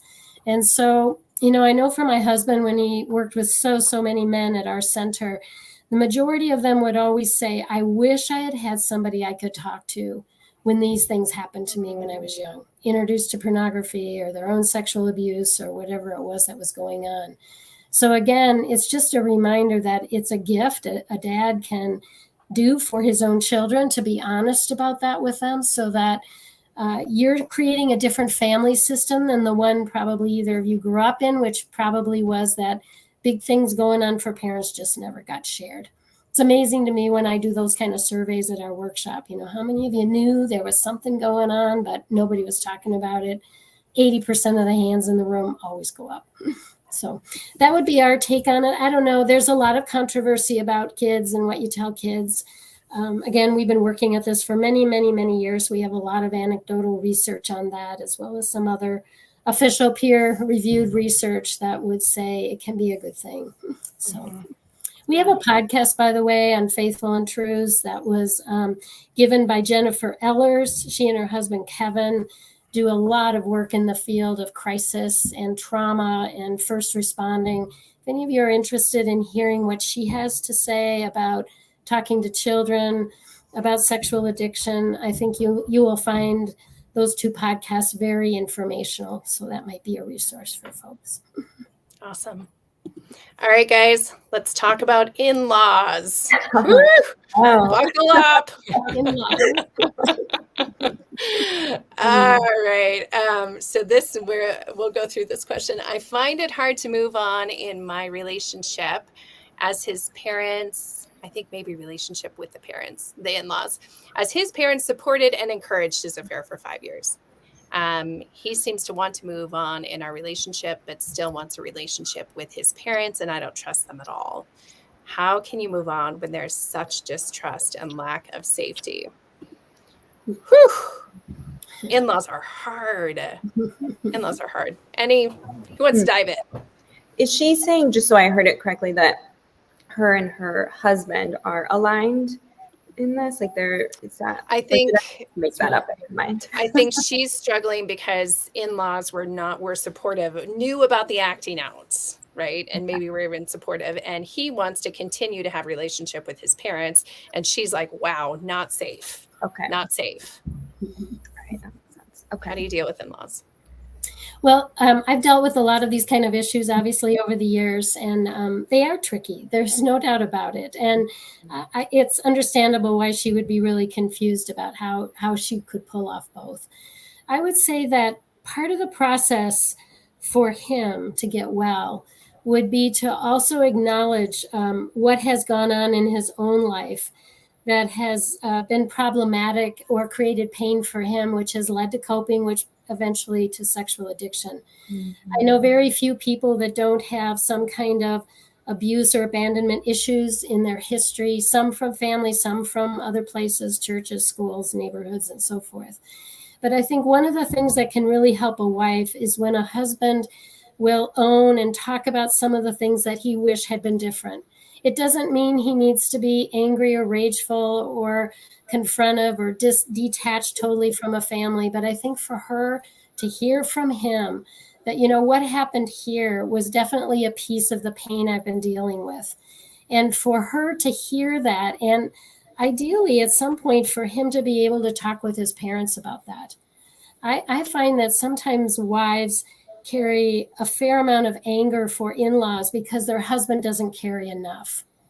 And so we pick up that energy and, we want to have that talked about. We want the parents to understand that they have some maybe amends to make themselves or acknowledgement or something. But when a husband is still protecting family to the point that he will never talk about anything that happened there that was, on a negative side, then I think she starts picking it up and carrying more of that for her. So we do talk about that dynamic in couples work, or if I'm working with a wife by myself, I'll remind her that one of the things she can do is pull away from any kind of negative talk she's making so as to allow her husband to go home, maybe even by himself, and spend time there without her and experience some of the things now as a recovering person that he may see differently if he goes in there and manages that on his own. I'd love your feedback too on that, Nathaniel, and just how you would work with men about that. That's so tough. Depends where you are in the process. Mm-hmm. Early on, my counsel is your relationship needs to come first. Mm-hmm. There's going to be time to repair family of origin stuff later. Yeah. All the energy needs to go to your marriage. Mm-hmm. And so for guys, I will be pretty direct to say, like, you probably just need to say, Mom, Dad, I can't talk to you for a while. Mm-hmm. Mm-hmm. Yeah. Because it feels like a continued betrayal. It feels like an additional betrayal. Well, yeah, it feels Yeah. like you're choosing them over me. Here we go Yeah. again. Right. Right. Totally. And it continues to promote, I think, a lack of safety, a lack of trust, and a lack of uncertainty for the partner. Again, like, where do I fit? Where do I fit in this? I'm still not feeling considered. And then every time this happens, and she's experiencing, I think now, like you're saying, another betrayal, another trauma. Now it's another trauma that is built into this process. But Debbie, what you said, one of the things you said, I think was just pure gold there, was if he has eyes to see the dysfunction of his family and he can verbalize that to his wife, that oftentimes creates a little bit of space where she's like, okay, he's aligned with me now. Right. And it opens things up so that he can go back and engage there and be a family member, and he can see it. And then there's probably really important conversations afterwards to go, what was your experience? Did you revert back to who you were back when you were 18 years old? All that type of stuff. But yeah, I think that is probably the best indicator that it's okay to re-engage parents. And I agree, Nathaniel. I think even if the least thing a husband does is to go to parents and tell them that his wife was not to blame for why he did what he did. Oh my goodness, right? So even if he doesn't get into, well, I wish you had done this or that, or you didn't do this or that, at least he's making it clear in front of them that his wife is not to blame. And that kind of verbal loyalty, I think, is so helpful for a wife to hear. And again, like you said, they're now aligned as a team, and they can figure out how or how much time they're going to spend with these parents, or, you know, they can find ways to be with them and also not agree with everything they say or whatever. You know, we can do that. So, Yeah. Well said. And I also really want to empower the wife, the partner, that your heart is worth protecting. And so if your husband is not protecting your heart and is not setting boundaries, you can choose to set boundaries, especially until he is, well, you can always choose to set boundaries, but particularly in that space where he is not protecting you, and it's putting you in a potentially hurtful, potentially abusive situation where you can make the decision, like, I am not going to, I'm not going to put myself in that situation where I'm not going to go to your parents until this is taken care of, or your parents can't come and stay at our house. Like, this has to be a place of safety, and like, I am holding on and I'm trying to work on this with you. It's going to be more damaging, so I'm not okay with them staying. Or you can, if that's, you know, or maybe they come, maybe you're okay with them coming, but you can choose how much you want to be involved. You can go take a nap. You can go be the grocery store runner for every single thing that needs to be bought. You know, you can create space with yourself. You can also rewrite the relational dynamics, and you have choice there. So I just want to empower. I just want to empower Wise in that area. You know, as an in-law myself today, I think I'm the only one old enough here to be one of those. I also know that there is a mama bear and a papa bear place in all of us who will want to try to find the good in our own children. And, you know, I mean, as much as we don't want to blame others, but we do tend to have a loyalty first and foremost to our children. And so I get that. And I also know that maybe the story he shared with her isn't exactly what the parents said. I don't know. Maybe, you know, we just need to make sure that we slow the whole process down and hear what we really hear and kind of understand the pain all the way around here. So I do believe, by the way, that healing relationships outside of our own is very possible. I've seen some beautiful relationships restored with in-laws and brother-in-laws and sister-in-laws, and whether one at a time, small steps at a time, speaking truth to everyone and allowing them to see you want that and are a safe person. So it's a beautiful process to watch how all of this can be transformed over time. Absolutely. All right, next topic. We're talking about sex. Okay, so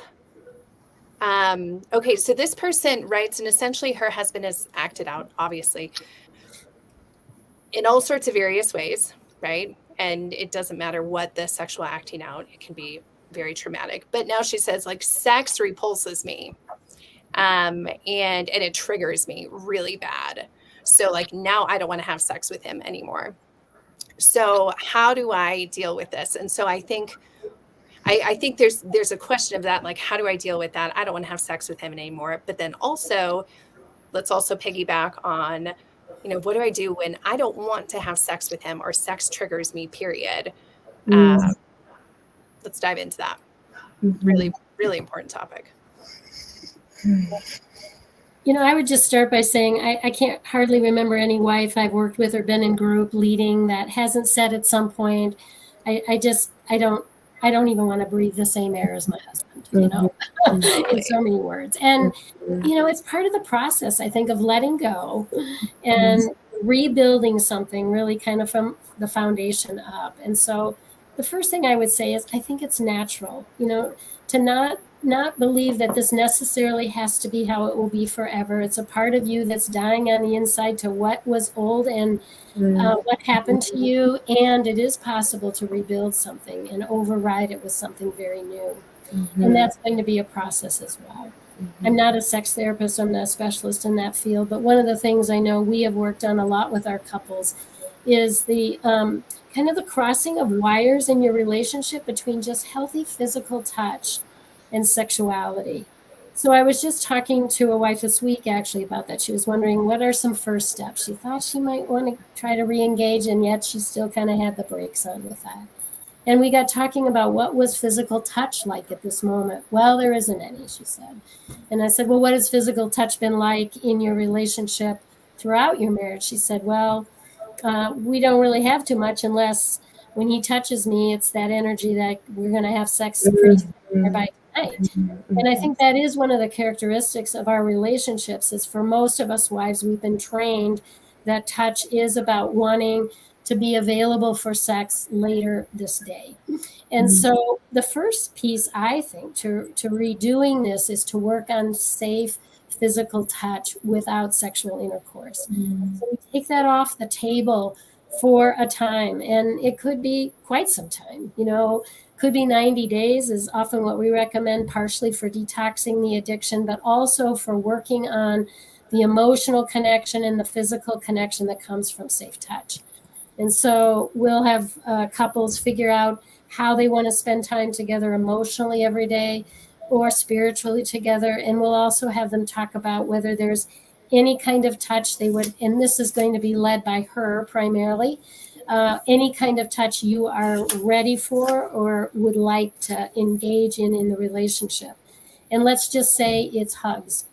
And so when we have a couple starting to practice that, this isn't silly, really, we do this. We tell them that they have to also put words to it. Is it okay if I hug you? Before they do. And then they also have to say, and I want you to know this is not about wanting to be sexual now or anytime soon. Yes. And it's almost like you're in high school, junior high, I suppose these days. I don't know. But, learning what it is like just to have that touch and to remove the energy that all touch has to be sexual is a wonderful way to start. Now, we could go through all the rest of it. I'm sure we don't have time, and you guys probably have more ideas. But just it's a process.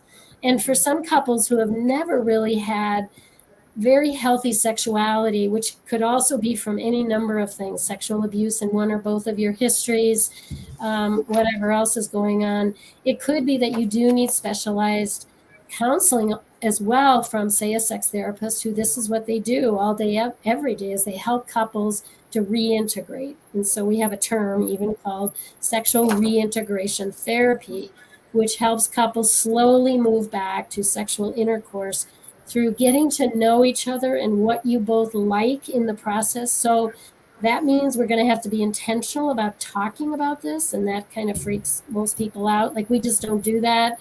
Maybe keeping your eyes open, promising that you're not going to enter into any of this if your head is not in the room with your spouse, meaning you're thinking of other things or you're visualizing other things, or your husband is. Making those promises to one another that that's the only time we will agree to be sexual is when we're both in the room. So lots of those kind of things are what we work on to help couples. Yeah, Debbie, I love what you're saying there. And if I go broader picture, what you're saying is there's lots of different forms of intimacies. Mm-hmm. There's sexual intimacy, then there's all these other Yeah. forms. And so let's participate in those, emotional, intellectual, relational, recreational, all the different forms of intimacy. Yeah. And build those. Hollywood really says sex is just bodies touching in unique and special ways. Mm-hmm. And if we bring emotions into that, or thoughts into that, or talking into that, that gets in the way of good sex. And so with the couples I work with, I debunk that myth, saying, no, that's actually compartmentalized sex. That's disintegrated sex. And so what we want to do is integrate all of our being into the act of sexual intercourse, so that there's sexual intimacy that brings all of us, our emotions, our bodies, sure, but also our sense of fun. All of who we are in good sex is going to show up in the act of sex. We're not going to just be bodies that are touching. And so for a gal that says, how do I know it's safe? How do I know I can ever do this again? My answer to that is, well, sex will feel different because it feels. Because he is very much in tune with you. When he's done his work, he's very much in tune with the whole of your being, your emotions. And so if you get triggered at all, he'll pick up on that and he'll lead that conversation. And that's not going to detract from sex. It's going to augment it because there's emotional intimacy there that's involved. Hugely tricky process, but I love the way that you're laying the groundwork with all these different forms of intimacy. Yeah, very true. I think in even building all those forms of intimacy, when we think of sexual betrayal, I think a lot of women and partners describe it as like it's a sexual violation, right? And so when we feel that, like, there is then a shutdown of one's own sexuality. And so when we're thinking about treating that trauma of I've been sexually violated, I've been sexually betrayed in this way, that it is helpful to come, I think, from that trauma lens to say, okay, now sex has just become really, really scary for you. Now it's not unsafe. And so let's work to treat that and then work to strengthen your own sexuality with yourself, your own intimacy with yourself again, and trust yourself in that space. And then allowing yourself, if it feels safe enough, to then build all of those different forms of intimacy with your partner. But it really just, sexual betrayal, right, has such a unique way of just getting right in there and hitting at those wounds for women around, like, I can't even be with my own body. I can't even, I don't even feel comfortable touching my own self. And so working with them to heal those wounds too. Well, and Jessica, kind of piggybacking on what you're saying, one thing I don't think is perhaps acknowledged enough is that there is rape in marriage. And so sometimes that is a part of the story and the history. And I just want to verbalize that because a lot of times there's a lot of shame, or a lot of times takes women a lot of time to get to that point. And so your safety is important. Your body, your safety is vitally important in every way. Your safety physically, sexually, financially, emotionally, all of those critically important and worthy of protecting. So as I go back to the question, I would say, what do? I would say, you don't ever have to have sex with him again. Right. You don't ever have to have sex with your husband again. Okay. It is not his right to your body. This is your body. And especially after betrayal, like, you get to make that call. So if you don't feel safe, or if it doesn't feel healing, you do not have to have sex. You can say no. And let me speak from the fella's perspective here. You don't need sex. Thank you, Nathaniel. No one has ever come to my office with their genitals exploded because they didn't have sex. I mean, it's just, there's a cultural myth that says he needs to have sex. You don't. There are lots of other forms of intimacy that can wonderful connection, and you need to work on that. And you need to work on how you're thinking about sex if you need it, because you don't. Yeah. Yeah. I really like what you're both saying, because really to change our systems or what we're going to say yes or no to, we have to update our core beliefs or our beliefs about things. So men are going to be working on those beliefs about sex is my most important need, or something will fall off if I don't have it, or whatever, as my husband said. But for wives too, it's like, what does keep you from saying no? What is your belief system that tells you you have to do this, even if it doesn't feel good, or if you feel like you're being raped? Because there are many women that do continue to allow that, and it's the belief in them that they've lived with for a long time that leads them to not have a no inside of them. Mm-hmm. And I would say one thing for being triggered, because this is a conversation I have a lot with my clients, is, gosh, I am so triggered when I have sex. And I just, first of all, I'm going to say, of course you are. Like, of course you are. Like, everyone is triggered, because this, I mean, that's where the rubber meets the road. This was sexual acting out. This was a sexual violation, right? Or a sexual betrayal. So you were not doing anything wrong when you were triggered. Sometimes there's a lot of, whether it's while having sex or any other time, like triggers are triggers. They come out of nowhere, right? And so triggers are not a sign you're doing anything wrong, that you're being a bad person, that you're holding a grudge. It doesn't mean you're not healing. It doesn't mean any of that. Our brain is wired to be on constant alert for any sign of threat. Okay. So when something comes up and your brain is like, wow, like this feels threatening, or this feels scary, or this reminds me of something that happened, or whatnot, then it kicks your body into fight or flight mode. Okay, that comes at a neurological level. That is not a choice you are making, that you suddenly decide, hey, it would feel really good to be triggered right now, because triggers are the worst. Triggers are horrible. Like, I had a client once say, and I love how she put this, she said, triggers can bring you to your knees, right? And so I just want to honor, there's no shame in triggers. You are not doing anything wrong when you are triggered. Now, specifically, is how to work through them when having sex. Our counselor told us this, I think it was the most helpful advice I had ever heard, is that if you're in the middle of having sex and you get triggered, you stop. Okay. And as women, as wives, usually it's like, no, I'm just going to deal with that on my own. I'm just going to continue on and I'll deal with it. No.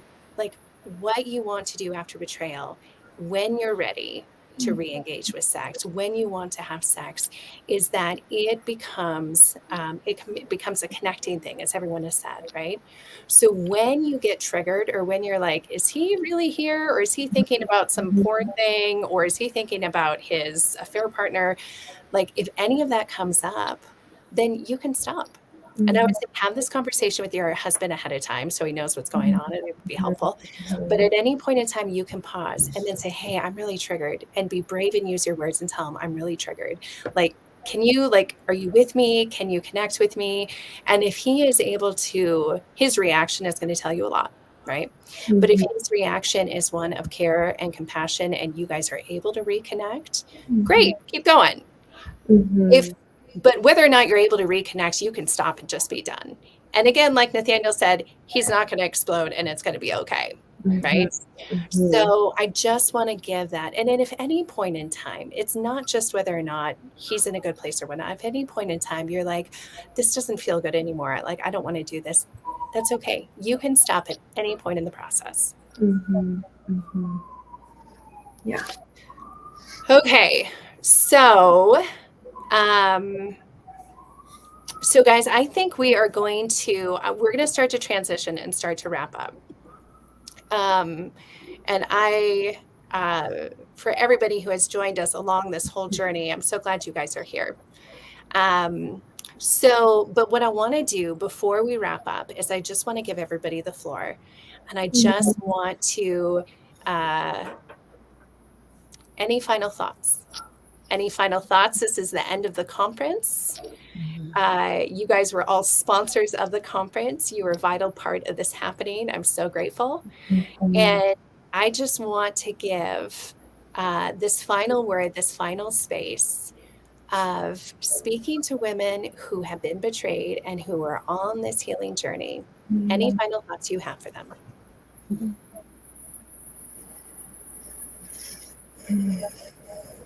I sprung this on you. I didn't prep you for this question.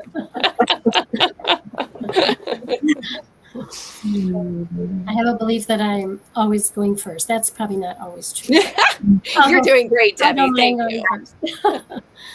I have so many things I would like to say. I think first of all is I assume you are absolutely overwhelmed with, if you've been watching for a whole week, that it just seems like, oh my gosh, how could I possibly do all these things people are saying and talking about? And it probably will take a lifetime to get to the other side. I think it's understandable why you might be in that place. And it's why we call this a process, it's a journey. You know, it's okay once in a while to put 5 days in a row like this. And I think for the most part, you want to remember to slow it down, you know, and just because you hear more, read more, go to counseling more or whatever, it's still going to take you some time. So it won't totally reduce the kind of time it will take to heal. The other thing I want to say is you can heal, you can transform. Life can be very different and much richer for you and your husband if he chooses this journey as well, in all of your relationships. I think one of the things I've always said about my own life after any number of years of being in my own counseling and working with Mark and all of those kinds of things was I am a different person today than I know I would have been when I got into this journey as a younger mom with 3 little kids. And I'm so grateful because I just feel at peace most of my life, and I feel joy most of my life too. It doesn't mean I don't have stresses. I recently lost my husband, which was a huge traumatic event in my life. And thankfully to all the things that I learned and practiced through this first betrayal in my life, I also know how to put in place things that will help me through this next big betrayal and any others that come after that. So I just want to say this is for you. When you're listening, this is for you. And as you get well, people enjoy being around you more as well. And if your husband does the same, you have all the hope in the world that the two of you can put together something altogether different. And so stay the course. It's worth it. And it's not like you have to wait 3 years or 5 years before you see much progress. If you're getting good help and you've got good resources, you will get excited each day, each week. Like I was saying with some of those women I'm working with, every time you try a little something different for yourself or speak a little differently or speak truth with each other, you get this like adrenaline rush, like, wow, that was really cool. And I feel so much more connected. So it's possible. So keep the hope. That's great. I guess I'll go. Similar, Debbie, to how you were ending and what you were sharing, I make up that this step and people attending this conference is a step that people have taken to prioritize themselves and to start to tap into some of those small steps that we were talking about earlier and lean into their self-care and start to create this safe space that is for them and that is only for them. And I hope that people felt reassurance. I hope that they felt validated, and I hope they started to notice some of those effects about what that feels like to have this space, and that they can continue this moving forward. And I always just really like to remind people about betrayal and about trauma. We never get to choose when it happens, how it happens, who does it, where it hurts, how it hurts. We have absolutely zero control in any of that. And we do get to take these types of steps to start to get that healing and start to make some movement out of this pain and out of this trauma. And that is probably where I'll stop. I can also keep going, but I just feel like I want to leave room for everybody else. Yeah. I wish I was as eloquent as the two of you. I'm actually struggling a little bit. Because the words that came to my mind was don't compromise. And because, Timmy, you held a high bar. You said life stops until you get this figured out. I wouldn't have done it had you not taken that stand. And so I'm overwhelmed by that right now. So thank you for that. And to the gals that are questioning, don't compromise. You are worth it. You're worth setting a high bar. Your relationship is worth it. And I hope beyond hope that your husband gets on board. And I just want to tell you all, like, you have great worth and value. And I know you've heard me say this a couple times, but you are worthy of love. You are worthy of love. You are worthy of kindness and care. Your wants matter. Your needs matter. You matter. Okay, this does not define you. Mhm. And it might feel like it for a while, but in truth, this does not define you. This is your life to live, and you get to make choices about how you want it to go, whether that's with him, whether it's without him. But I want to encourage you, your relationship with yourself. I would just offer this idea of to have such tremendous compassion for yourself. And that's okay if you're not there right now. It's okay if you say, I don't feel that way at all. That's okay. I'm going to hold that. I'm just going to plant that seed for you of having compassion for yourself. Of course, this is hard. Of course, it's hard. No one has prepared you for this. You never deserve this. This is never, ever your fault. It's never your fault. And so for holding on to that of you are so valuable. And I'm so glad you joined us over this past week. It has truly been an honor to share this space and this time with you. It's truly been an honor to walk alongside in this small way, this healing part of your journey. And so keep going. Keep going. Bye, everyone.